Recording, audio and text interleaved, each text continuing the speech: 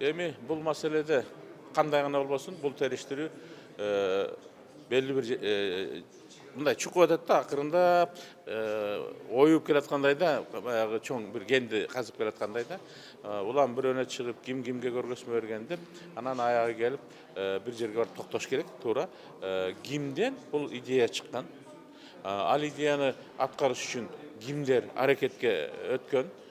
Ошол нерсе бири-бирине берген көрсөтмөлөр аркылуу белгилүү болот деген түшүнүк баарында. Ошол максатта баары тең бүгүнкү күндө ошол багытта иш алып барып атат. Ошон үчүн жогорулап келип бүгүнкү күндө вице премьер министрдин деңгээлине өткөндөгү экс вице премьер министрдин деңгээлине жетти.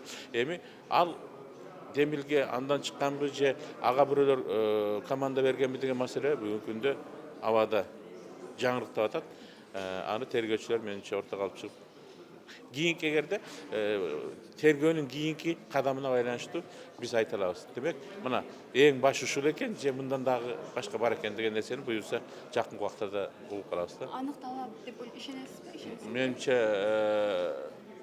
ар ким өз жаны үчүн бир нерсени билгенин айтат болуш керек да.